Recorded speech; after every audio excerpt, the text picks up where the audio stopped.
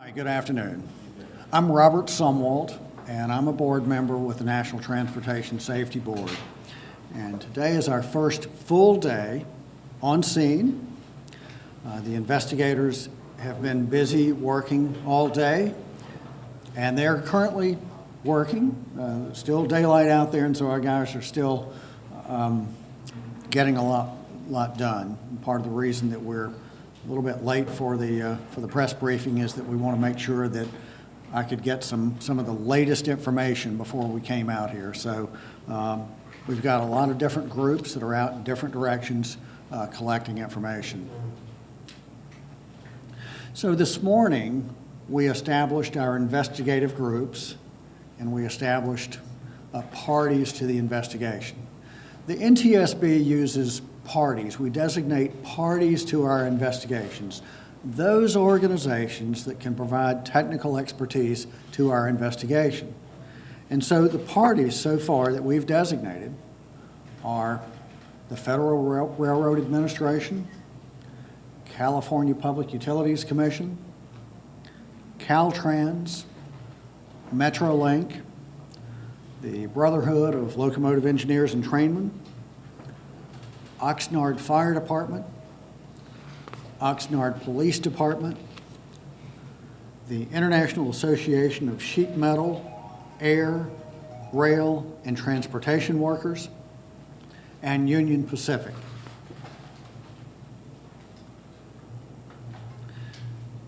This morning, the recorders, the forward-facing video recorders, departed Oxnard on the FAA plane and headed back to Washington. They've arrived at our laboratories in Washington, D.C. The data are still being evaluated, but we can confirm that the forward-facing video camera did record data. And we can also say that the forward-facing cameras did record the accident sequence. It recorded the actual collision. So in addition to the video cameras, the image recorders, we also have data recorders, event data recorders. There's an event data recorder in the lead car, and there's an event data recorder in the trailing locomotive. At 3:30 this afternoon, the investigator that's been working all day long on downloading that data called me and gave me the latest. And really, this is an arduous task. It's not just a matter of pressing a button and saying, spit out the information that you have. Each parameter has to be verified and validated, and it's probably like going back to the DOS days of not trying to get real easy to obtain information. But nevertheless, he's been working all day, and at 3:30, he did tell me that they're still working on that. And the preliminary information that he can give me at this time is that the train was traveling under the speed limit of 79 miles per hour. He did say that tonight he will continue to work on that data, on those data, and that tomorrow we really should have a lot more information. I think it's important that when we do give you information, it's not information that we have to come back and correct. So we want to make sure that what we are providing you with has been verified. And again, I'm optimistic that tomorrow we will be able to do that. Today we are examining and documenting the interior and the exterior of the rail cars, and this is being done in Moore Park. We are examining the highway markings and signage. We're examining the traffic signals at the grade crossing. We're testing the signals at the grade crossing, and we're also looking at the street lighting. Was that grade crossing adequately illuminated? And we're working with the city of Oxnard to obtain traffic counts and roadway maintenance information. Now, for survival factors, the purpose of our survival factors group is to examine the ability of the vehicle to provide survivability to the occupants. We're looking at the crash energy management system of these rail cars. As many of you know, Metrolink invested heavily in new cars a few years ago. And we want to see, did these cars perform as expected? 3 of the 4 rail cars were the Hyundai Rotem cars, the new CEM cars, and the one remaining car was the older model, the Bombardier. We're also looking at the emergency response. We'll be going through 911 records. We'll be looking at all of the emergency response logs. This is customary. We do this for all accident investigations to see if there are things that we can learn from emergency response. We've requested from Metrolink the records for the train crew's experience, their employment history, as well as their training. We've scheduled for tomorrow 2 crew interviews. 2 train crew members will be interviewed tomorrow in Los Angeles. I want to tell you a little bit about the motor carrier, the operator, not necessarily the driver, but the operator of the truck. The operator is Harvest Management LLC of Somerton, Arizona. And their business is primarily to haul farm equipment and produce. They have favorable scores with the Federal Motor Carrier Safety Administration, which is the DOT agency that oversees motor carriers. They have 40 of everything. They have 40 drivers, 40 trucks, 40 trailers, and 40 box trucks. And tomorrow, our motor carrier investigator will leave here early in the morning and travel to Harvest Management's headquarters to examine their maintenance, their records, and their operations. The truck is a 2005 Ford F450. From our experience, we know that this type of truck with this type of engine typically does not have an electronic control module which would provide us with recorded data. And that's based on our experience. However, we are still going to try to get into that engine and confirm whether or not it does have and provide recorded data. We do know that the airbag deployed, and oftentimes the airbag control module may provide a record of the G forces at impact or at the airbag deployment. So we'll be looking to see if we can extract information from that. We've reached out through the truck driver, through his attorney, and we've expressed our interest in interviewing him. Now, I've mentioned last night that we would conduct sight distance testing. This is basically testing to see how far down the railroad track you can see if you're in a train or if you're on the tracks, how far you can see. And what we've done today is we're developing the protocols for how to conduct that test. Things like the time of day that it will be done, the type of trains, how we will simulate a vehicle being on the tracks, the safety procedures that will be used. And we're also collecting information from UP Railroad, Union Pacific Railroad. We're requesting the track inspection records, the train dispatch records, the inspection records for the lights and signals. And tomorrow we will begin laser scanning, 3D laser scanning. This is a device that will come out and spend some time with this 3D laser scanner, which will allow us to do a 3D representation of whatever we're scanning. The things that we're going to scan will be the train cars, the truck, and the grade crossing itself. And the beauty of this device is it allows us that after we've left here, we can go in and take very precise measurements as if we were here. If I were standing here, how far is it to this point? So that's the type of things that we can do with the 3D laser scanning. That usually takes a few days to do. I want to clarify something, really 2 points. They're related points. I've seen in some of the media animations of the crash.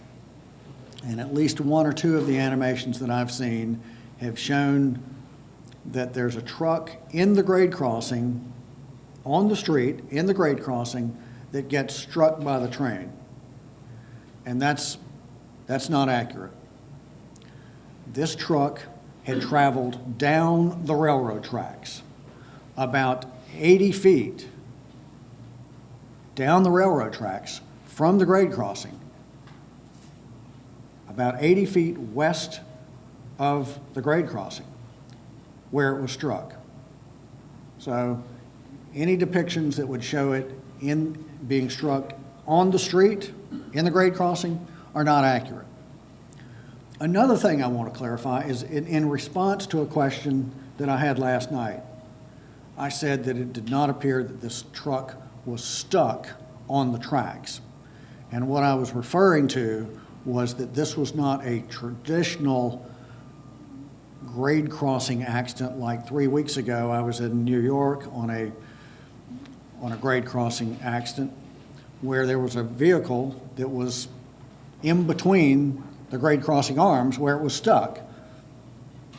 Or it had not bottomed out as it went across a hump, sort of a grade crossing, and it had bottomed out. So when I said it was not stuck on the tracks, that's precisely what I meant. Now, whether or not it was stuck on the track at the position that it traveled to, 80 feet down the railroad tracks, that's what we intend to find out. And I think that the interview with the driver will help us, and the forward-facing video camera. So I will take questions in just a moment. What I would like for you to do is to raise your hand when I call on you. If you'd please state your name and your affiliation. So let's start. I called on you twice yesterday, so we'll catch you in a minute. We'll start here. Tammy Abdullah, I'm with the Associated Press. Just to clarify on the idea of the vehicle being stuck versus trapped. So what you're saying is that you were just trying to explain that it wasn't stuck there between the arms or stuck at the grade crossing, but you're not dismissing the fact that the vehicle might have been trapped on the railroad track in the direction it traveled, and do you have any indications that it might have been the case? The question is going back to my trying to clarify the issue of it being stuck on the tracks. And so to try to be more clear, I think that it would be erroneous to think that it was stuck in the grade crossing, either trapped between arms, gates, or if this is the grade crossing going across railroad tracks, to think that it had somehow or another gotten stuck on the grade crossing on the street. Now, what happened after it traveled westbound, why it remained there, is what we intend to find out. Why was that truck there? That's a key question. And once it was there, why did it not move? And so I hope that that's clarified, but I see question in your face. Yeah, I mean, are you guys dismissing the fact that it could be stuck there, or are there any indications that what was put forward from the driver and his attorney was that he was trapped, he could not get over?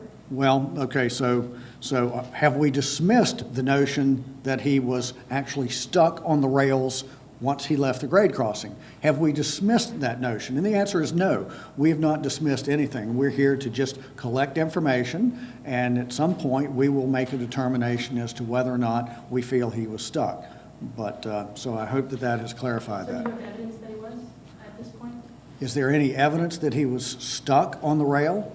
I'll say this. I don't think anybody would put a car or a truck on a railroad tracks and not try and get it off if there's an approaching train. So I hope that that adds a little bit of clarity to what I'm trying to say. There's a question here. I know it's early. You said that there's still more analysis on the video. The attorney asserts today that he flashed his headlights at the train, attempting to get its attention before this accident happened. Is there any preliminary evidence that that occurred, or that he made any attempt to try to get the engineer to slow down? Is there any indication that the driver of the truck may have tried to get the attention of the approaching train by flashing lights or whatever? I'm very optimistic that we will know the answer to that from the forward-facing video camera. That is probably the best information that we have, and I'm hoping that tomorrow we will be able to provide you with bullet points, both from the forward-facing video camera as well as from the event data recorder. Miguel. Miguel, I'm here with NBC News. Question for you. It sounds like you guys are still very clearly in the early stages of your investigation. What would you quantify as the biggest findings you had today? What would be our biggest findings today? I think knowing that we have good data on those recorders is key. As you can tell by my answers, a lot of what we're doing is contingent on what we learn from those recorders. So just having good data is very important. So I wish I could have all kinds of things to tell you right now. We are very early in the investigation, but I do think that tomorrow we should have some good information. Yes, sir. Am I out of the timeout now? You're out. Thank you, Mr. Sumalt. What I wanted to know is, you alluded a little bit earlier to it, how cooperative is the driver's attorney? Are you getting a good indication that you're going to be able to interview the driver? And two, what specifically do you want to know from the driver? The question's how cooperative is the driver of the truck with us, and what do we want to know from him? Let me answer the second part of that. We want to learn anything that we can from his perspective to help explain how that vehicle ended up driving down a railroad track. How cooperative is his attorney? We appreciate the professional courtesies extended by his attorney, and we realize that his attorney has foremost his client's best interest. So we are hopeful that we will be able to interview the driver of the truck. We're hopeful that that will occur. Any indication when that might be? Any indication when that might be? No, I do not have any indication when that may be. It's a question We'll here. take two more questions. Hi, Dana Feldman of Reuters, and I have two questions. One is, you mentioned the type of cars, that 3 of 4 were one type and 1 was another type. Could you say those models? Yes, 3 of the cars were made by Hyundai Rotem, R-O-T-E-M, and that's an acronym for some word, 3 different words combined into Rotem, R-O-T-E-M. Hyundai is the parent company of Rotem. Those are the new CEM, Crash Energy Management cars, that Metrolink has placed into service in the last few years. And we want to look at those. And the remaining car was a Bombardier, which is Bombardier. I will B-O-M-B-E, I can't spell, B-O-M-B-A-R-D-I-E-R, Bombardier. And so That's the older that model. is, in fact, the older model. And there was another question, I Yes, think you. the other one was, how common are these types of train, the newer type of train across the country? We want to know if they're unique to California or Metrolink, or how common are these cars? How common are these newer CEM cars? And I don't have a lot of information on other railroads that are using them, but they are being used in other railroads. I do know that. So there's one more question that I'll take, and I'll take from the back of the room here. I know you guys are still investigating, but do you think that the train was derailed because he tried to stop? Maybe it was very last minute, maybe he made a big effort to try to stop it. If it was actually going 79 miles per hour, maybe the train wouldn't have derailed? And I appreciate your question, but I don't fully understand it. So Do you think the train derailed because he tried to stop the train? do I think that the train stopped because he tried to stop the train? The indication right now is that the train derailed as a result of striking the vehicle on the track. So here's you know, we're thinking that we will have a lot more information for you tomorrow based on what we're hoping to get from those recorders.